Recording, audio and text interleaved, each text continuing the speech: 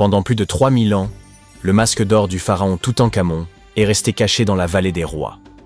Cet artefact, qui mesure environ 54 cm de haut, témoigne de l'habileté et de l'art des anciens Égyptiens.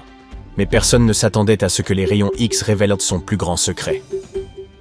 Le roi Toutankhamon a été le dernier souverain de sa famille au cours de la 18e dynastie. Il est monté sur le trône à l'âge de 9 ans, mais n'a régné que 10 ans avant de s'éteindre inopinément. Pour être honnête, dans l'Égypte ancienne, il a été oublié par les souverains qui lui ont succédé. Son tombeau n'était pas très important pour eux, à tel point que même les pilleurs de tombes l'ont oublié. Cela peut sembler un peu triste, mais en réalité, c'est une excellente nouvelle pour nous. Comme son tombeau était pratiquement oublié, il a fini par être parfaitement préservé. Alors que les autres tombes de la vallée des rois ont été pillées, la sienne est restée scellée et intacte. Ainsi, lorsqu'elle a été découverte en 1922, elle contenait plus de 5000 objets précieux. Cela a fait de Toutankhamon une célébrité instantanée et l'un des pharaons les plus connus de notre époque. Parmi ces trésors se trouvait la pièce la plus étonnante, son masque d'or. Ce masque est censé être l'image exacte du visage du roi, ou du moins était-il censé l'être, mais nous y reviendrons plus tard. Le but de cette représentation exacte de son visage était de s'assurer que son âme le reconnaîtrait dans l'au-delà et reviendrait dans son corps momifié. Selon les anciennes croyances égyptiennes, cela lui permettrait de continuer à vivre dans l'au-delà. Le masque semblait avoir été incroyablement difficile à réaliser, mais sa réelle complexité n'a été révélée que bien des années plus tard. Les premières radiographies du masque ont été réalisées en 1967. À l'époque, ces scans étaient menés principalement motivés par des raisons pratiques. La conservation. Le masque partait pour une exposition à Paris. C'était la première fois qu'il quittait l'Égypte. Ces images permettraient de constater les éventuels changements survenus au cours de l'exposition. En outre, elles pouvaient donner des indications sur la manière dont le masque avait été fabriqué. Mais à l'époque, on ne se rendait sans doute pas bien compte de la complexité de sa construction. Les orfèvres égyptiens n'utilisaient pas les techniques de soudure modernes. Alors, comment ont-ils fabriqué ce masque ? De nouvelles radiographies effectuées en 2007 nous ont apporté quelques réponses. Il s'avère que les Égyptiens n'utilisaient pas d'or pur, qui est de 24 carats. Le masque était en fait réalisé en or 23 carats, c'est-à-dire mélangé à un autre matériau. Les spécialistes ont ainsi découvert que ces feuilles d'or contenaient une petite quantité de cuivre, un métal rouge-brun. Cette opération visait probablement à rendre le matériau plus souple et plus facile à façonner. Il modelait ensuite les feuilles d'or en les chauffant et en les martelant à plusieurs reprises. Mais le masque renferme un autre secret qui n'a été découvert qu'en 2015. L'année précédente, le personnel du musée égyptien du Caire préparait l'exposition du masque lorsque sa longue barbe fut accidentellement arrachée.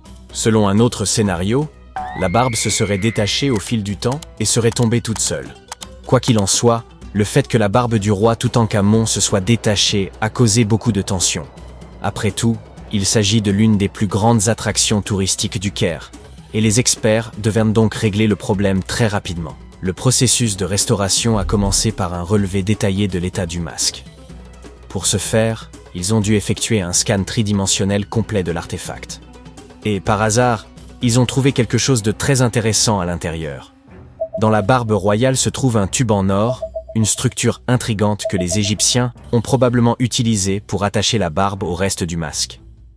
Cela prouve une fois de plus que le processus de fabrication de ce masque était encore plus complexe que ne le pensaient les experts. Mais les mystères ne s'arrêtent pas là. Vous vous souvenez que nous avons dit que le masque était censé représenter parfaitement le visage du roi Toutankhamon ? Ce n'est peut-être pas tout à fait vrai. Certaines théories populaires suggèrent que le masque n'a jamais été conçu pour lui et qu'il a été fabriqué pour quelqu'un d'autre. Une étude publiée en 2015 suggère qu'il aurait initialement été confectionné pour une femme pharaon, sa belle-mère supposée, la célèbre et magnifique reine égyptienne Néfertiti. L'indice le plus probant provient d'une inscription sur le masque. À première vue, elle semble bien se référer à Toutankhamon, mais après un examen approfondi, les chercheurs ont remarqué que quelque chose d'autre avait été écrit sous le nom du roi. Le cachet du nom royal semble avoir été modifié. À l'origine, il portait une inscription que l'on a traduite par « Reine Néfertiti ». Une autre caractéristique du masque d'or de Toutankhamon, passé inaperçu pendant des années, ajoute encore au mystère. Comme nous l'avons déjà mentionné, les experts pensent que les pharaons qui lui ont succédé ne le respectaient pas beaucoup. Les oreilles percées sur le masque sont l'un des indices qui ont amené les archéologues à cette conclusion. Certains chercheurs pensent que le roi Toutankhamon n'aurait pas porté de boucle d'oreille après son enfance. Ainsi, selon leur théorie, lorsqu'il est décédé à l'âge de 18 ans, il n'aurait pas dû être représenté avec les oreilles percées.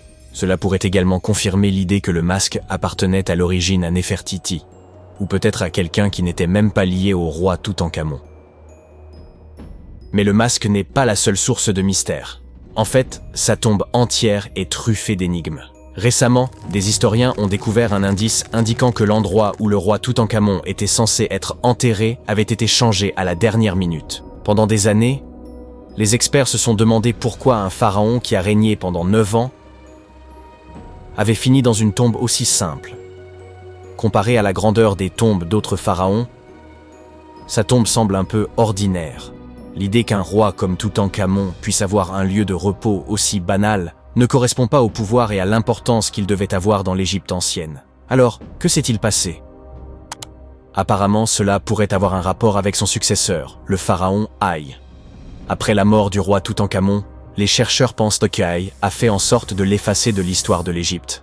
Une théorie suggère donc qu'il est probablement à l'origine de la décision rapide de placer le corps du roi Toutankhamon dans une tombe plus petite et moins impressionnante. Lorsque les experts ont examiné la tombe d'Haï, ils ont trouvé quelque chose d'intéressant. Un grand mur recouvert de peintures représentant des babouins. Il s'agit du même type d'œuvre d'art que celle que l'on trouve dans la tombe de Toutankhamon.